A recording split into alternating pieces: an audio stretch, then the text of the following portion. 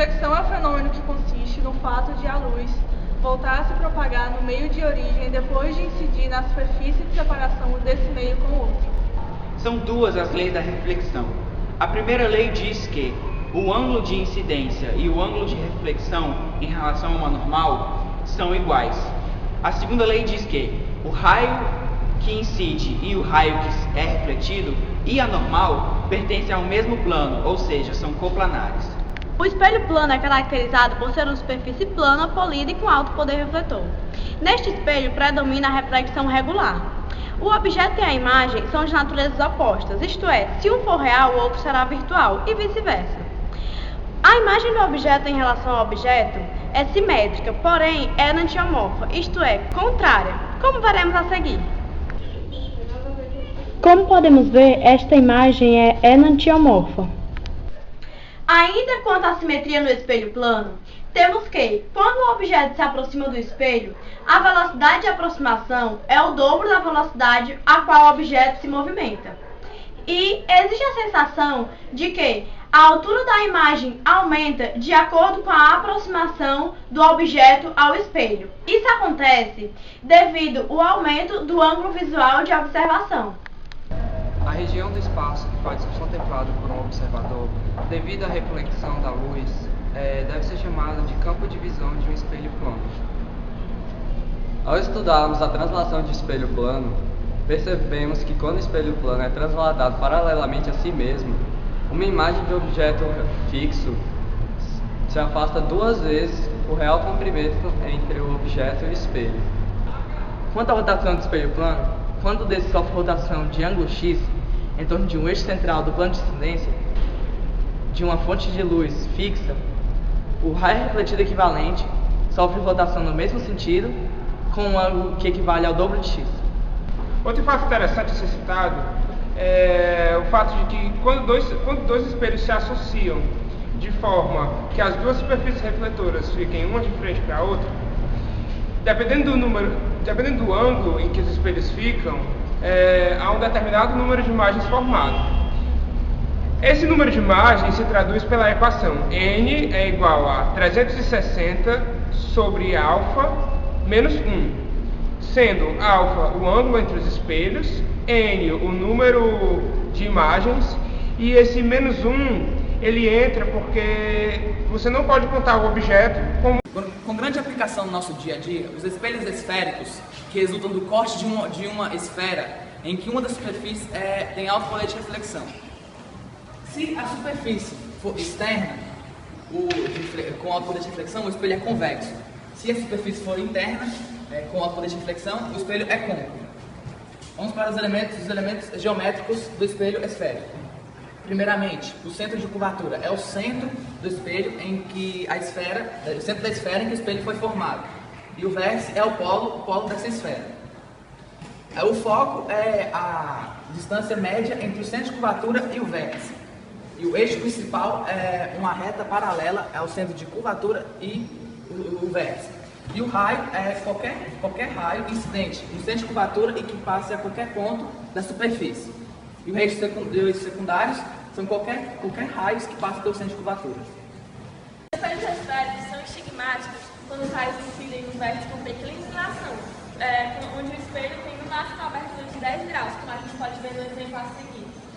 O eixo principal de um espelho é um ponto por onde tem conjugado um ponto situado no infinito. Um exemplo é como a gente vê na imagem a seguir. Aqui é uma antena parabólica, onde os raios incidem do infinito e se refletem para um ponto só, que é o foco. Incide paralelo e volta refletindo para uma ligação, um ponto só. Da reversibilidade da luz, aqui temos um exemplo de um holofote, de onde os raios saem do ponto F, o foco, incidem no holofote e refletem paralelamente no infinito. O raio efetivo, o seu prolongamento, que incide no espelho esférico, passando pelo seu centro de curvatura, reflete sobre si mesmo. O raio efetivo, o seu prolongamento, que para incidir em espelhos esféricos passa pelo foco, é refletido paralelamente. E seguindo os princípios da reversibilidade da luz, todo raio que incide paralelamente ao espelho esférico é refletido pelo foco. Todo raio de luz que incide em espelhos esféricos passando pelo vértice reflete simetricamente ao eixo principal. Isso obedece à lei de que o ângulo de incidência é o mesmo ângulo de reflexão. A função gráfica da imagem no espelho convexo, ela é direita, virtual, obtida pelo prolongamento dos raios e menor, não importa a distância do objeto. No espelho côncavo, quando o objeto estar além do centro de curvatura, a imagem refletida ela é real, invertida em relação ao objeto, ela está de cabeça para baixo, e ela é menor. No espelho côncavo, quando a imagem está no centro de curvatura, ela vai ser real, do mesmo tamanho do objeto, e ela vai ser invertida em relação ao objeto. Quando o objeto está situado entre o centro de curvatura e o foco, sua imagem é conjugada inversa, maior e real. Quando a imagem está situada entre o foco e o vértice, ela será conjugada maior, direita e visual. O referencial gaussiano vai dar conversões dos sinais. Na distância focal, por exemplo, quando o espelho for côncavo, vai ter abscissa positiva. Quando for convexo, vai ter abscissa negativa. Já a imagem e o objeto, quando forem reais, as distâncias vão ser positivas. Quando forem virtuais, as distâncias vão ser negativas. Já no caso da altura, tanto do objeto quanto da imagem, quando forem direitas, a ordenada vai ser positiva. Quando forem invertidas, vai ser negativa. O referencial gaussiano é o sistema cartesiano de dois eixos perpendiculares entre si. E eles têm origem no vértice do espelho, sendo X, o eixo da abscissa, está orientado no sentido oposto ao da incidência de luz, e Y, o eixo das ordenadas, está para cima. Aqui nós temos a distância focal, que é entre o vértice e o foco, a distância P' entre o vértice e a imagem, neste caso virtual, e P, a distância entre o objeto e o vértice. Aqui nós temos a altura I da imagem e O do objeto. A equação de Gauss, também chamada de função dos pontos conjugados, diz que 1 sobre a distância do foco ao vértice é igual a 1 sobre a distância do objeto ao vértice mais 1 sobre a distância da imagem ao vértice. Vale ressaltar que a conversão de sinais do referencial gaussiano deve ser utilizado para que a equação dê certo.